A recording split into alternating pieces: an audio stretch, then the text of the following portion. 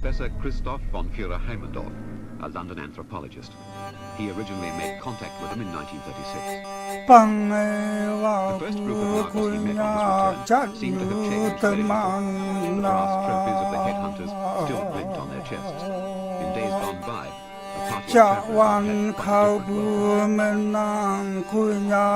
But these days they're happy to accept a cigarette and allow the traveller to pass. My return to the Nagas, and particularly to the village of Wakching, was a moving experience. 34 years had passed since I had first fallen under the spell of the gaiety and the friendliness of these attractive people. During the 12 months I had then spent with them, I had shed many of the inhibitions and prejudices of the Western world, and I had learned to share their simple pleasures and to relax in the company of friends. จะวันเขาบูมันนั่งคุยยากจัดมาเย่ใจบูโอมีลันเนว้าวว้าวว้าว And many who had been children when I first stayed at Wakching gave me a warm welcome. They did not hide their surprise at my return. It is like a dream to see you alive, they told me again and again. We were sure you must be in the land of the dead. The road to the land of the dead lies over the mountains, then underground to a mythical place called Yimbu. There the souls live on as they did in this world, while the man's body is left behind in a burial hut, protected by skulls of buffaloes he sacrificed in his lifetime. The skulls of ancestors stand guard, while the heads of his enemies still play a central part in village life. The old man can remember from which village each head was captured. And there were no rules about fair fights. These were once living children, old men walking in the forest, and women collecting water from the well. Powerful forces cling to these skulls. They're fed with rice beer, so their spirit revisits the village, giving the people strength and fertility.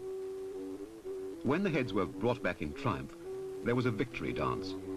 The men would boast of being as fierce as tigers, as mighty as the clouds that thunder and hurl down fireballs. Capturing a head gave a man prestige.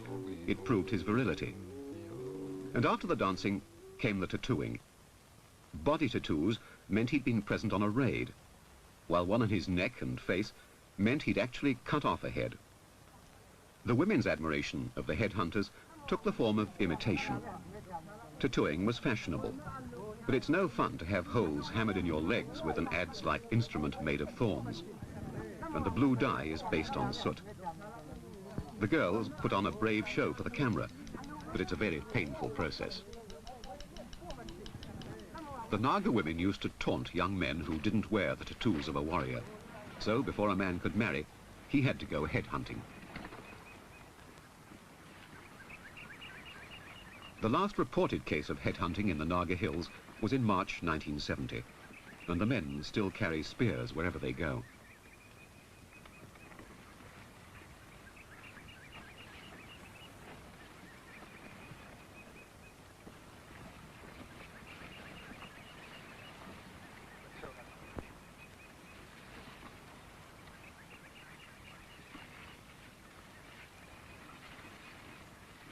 The young men guard the women and children on their long trek down to work in the fields.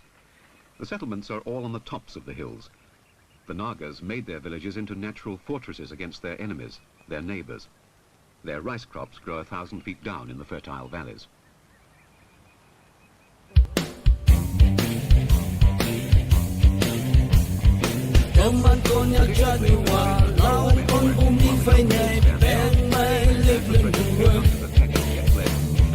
Naga jalan Konyak berkangen membuat Konyak lawang morning. Lawang nak memang bawang, walang nak menamai huni jatah di larang.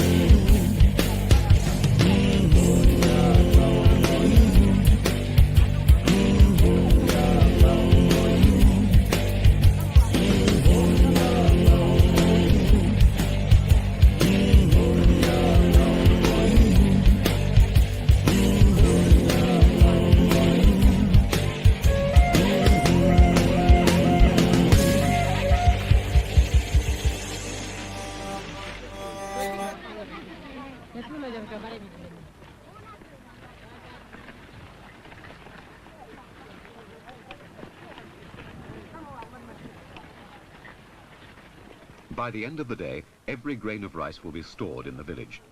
They've all turned out to clear the field, and although they're exhausted, it's worth it if the crop is safe from their neighbors.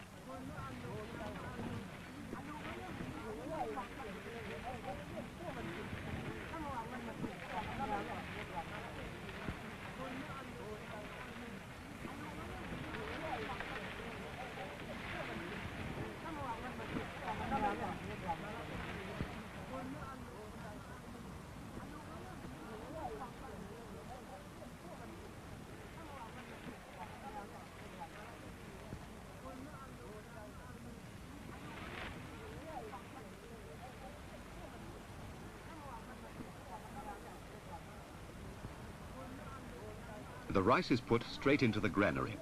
The door doesn't need a lock. The Nagas have a simpler idea.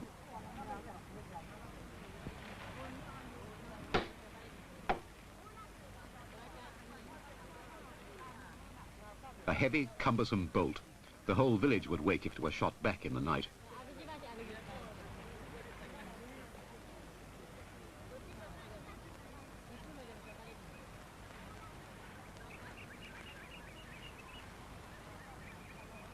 And as a further precaution against thieves, the young people are encouraged to sleep together on the veranda outside the granary door.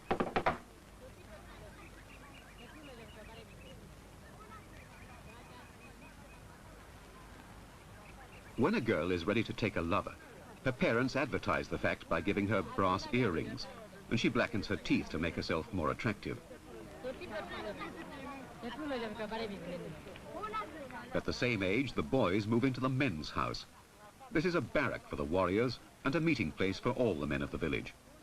It used to be the most important building, and although it's no longer the focal point of village life, it still houses the finest carvings.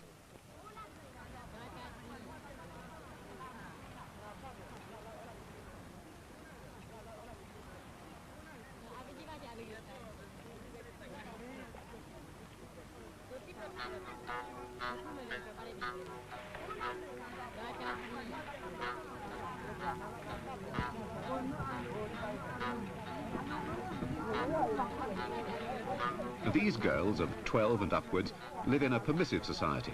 Their parents don't object to their having lovers before marriage.